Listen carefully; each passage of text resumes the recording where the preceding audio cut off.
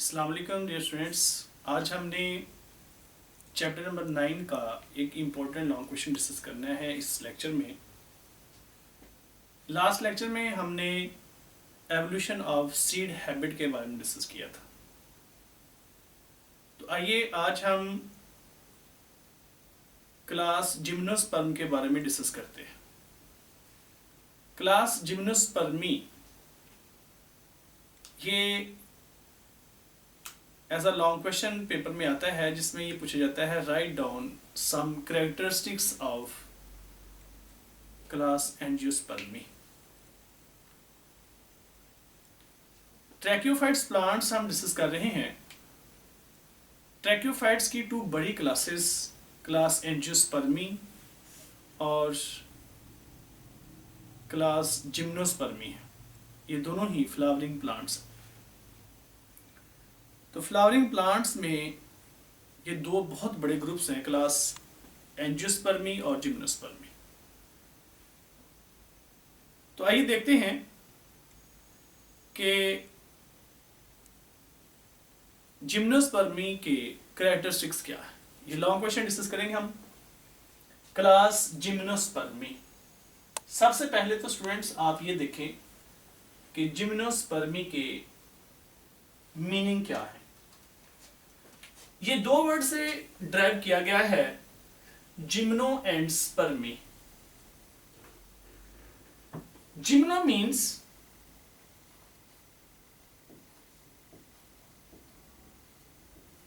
Naked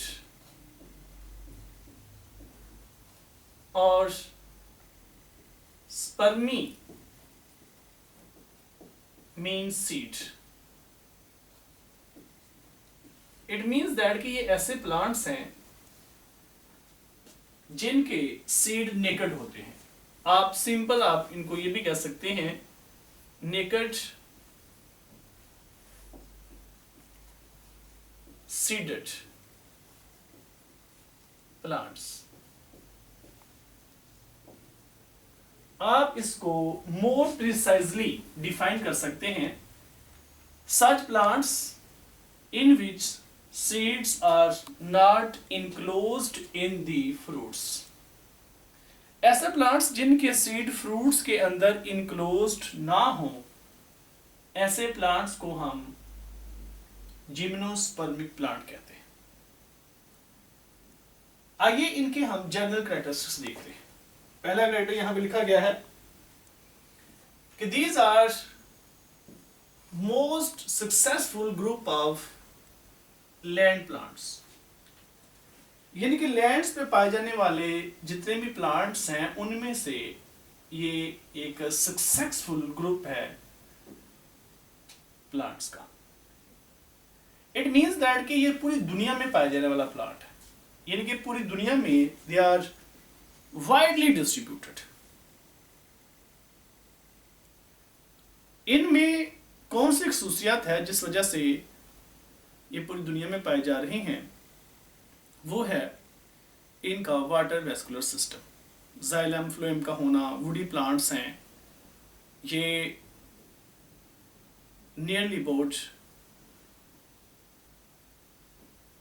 हर तरह के environment को अडेप्ट करने की एबिलिटी रखते हैं। इस वजह से इनकी बेशुमार वैरायटी है।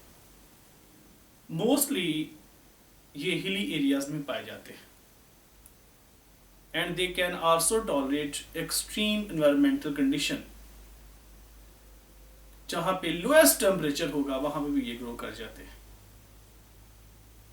जैसे पाइन्स है। तो दुनिया के अंदर जितने भी फॉरेस्ट पाए जाते हैं उनका ये 1/3 बनाते हैं। यानी कि आप कह सकते हैं कि दुनिया के अंदर जितने जंगलात हैं उनका तीसरा हिस्सा ये फॉरेस्ट बना रहे हैं, 1/3।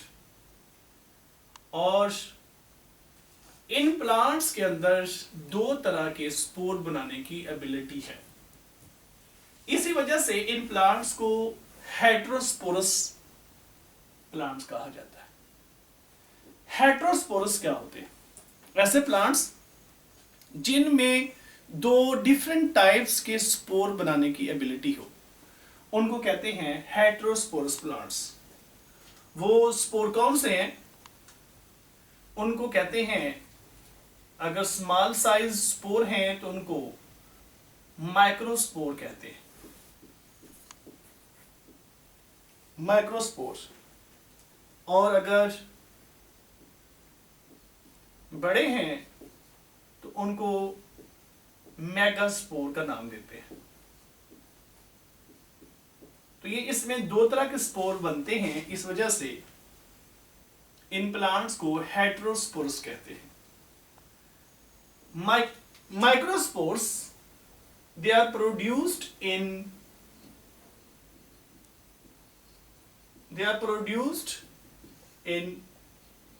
microsporangia। अगर सिंगल है तो माइक्रोस्पोरेंजियम, और megaspores they are produced in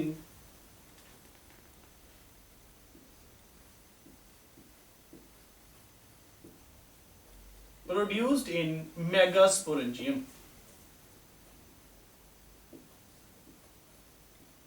megasporangium. और हम ये पढ़ चुके हैं कि मेगास्पोरेंजियम को ओव्यूल का नाम भी देते हैं, ओव्यूल। माइक्रोस्पोर्स जब जर्मिनेट करता है, इसके जर्मिनेशन से मेल गमीटोफाइट बनता है।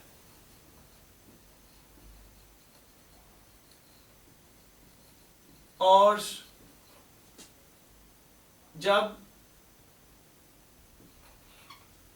मेगास्पोर जर्मिनेट करता है तो इससे फीमेल गमीटोफाइट बनता है।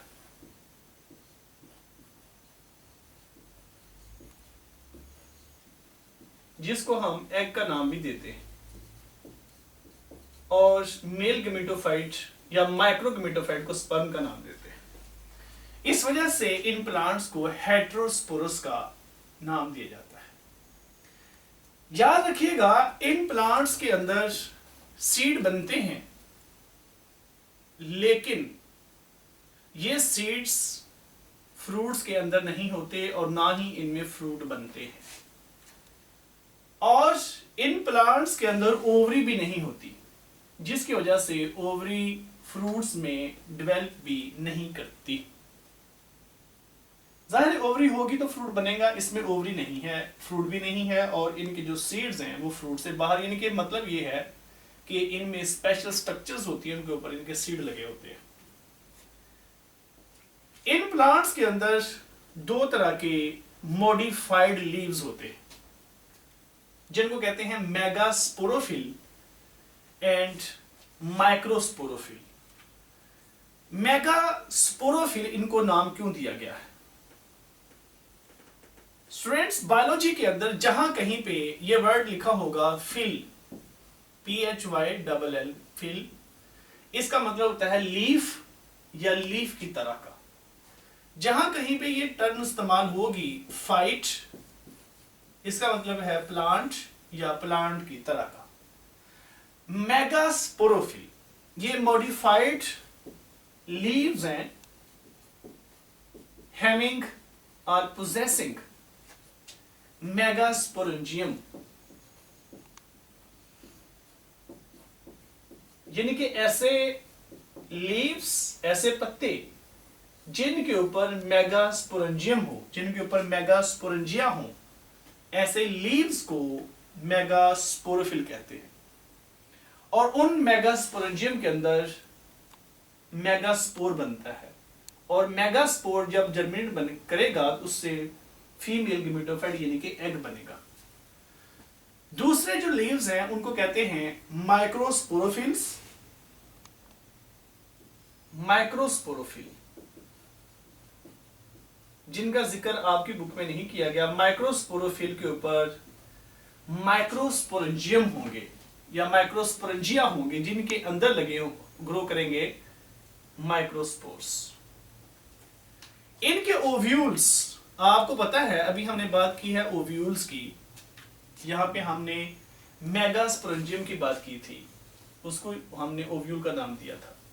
इनके मेगास्पोरेंजियम या ओव्यूल ये एक्सपोज्ड होते हैं, कवर्ड नहीं है, ये ओवरी के अंदर छुपे हुए नहीं हैं।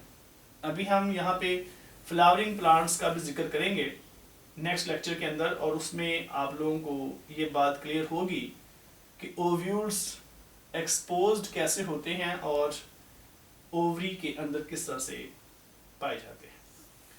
तो इनके ओव्यूल्स एक्सपोज्ड होते हैं, मतलब ये कि ये फ्रूट के या ओवरी के अंदर नहीं होते, फ्रूट तो खैर दूर की बात है, ये ओवरी के अंदर नहीं पाए जाते, ये एक्सपोज्ड होते हैं। ये प्लांट्स में, इन प्लांट्स के अंदर हेटेरोमॉर्फिक अल्टरनेशन ऑफ जनरेशन पाई जाती है। इसका जिक्र भी हम पहले कर चुके हैं।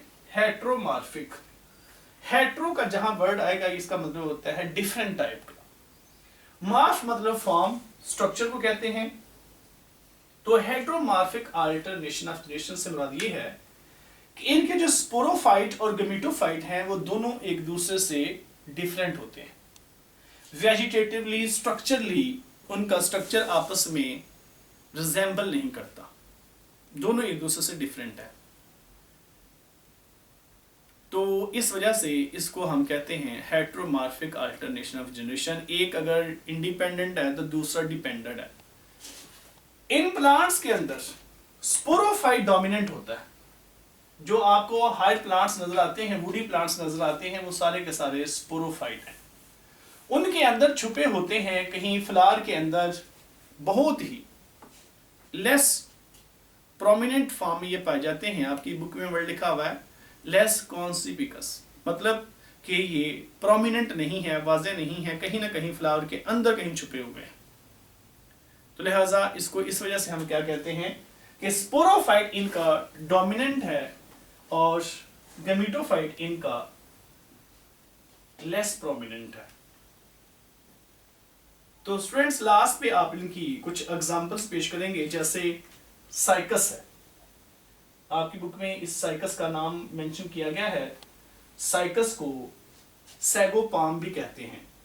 फिर सेकंड नेम मेंशन किया गया है पाइनस का, और पाइनस का नाम दूसरा पाइन लिखा हुआ है, पाइन्स।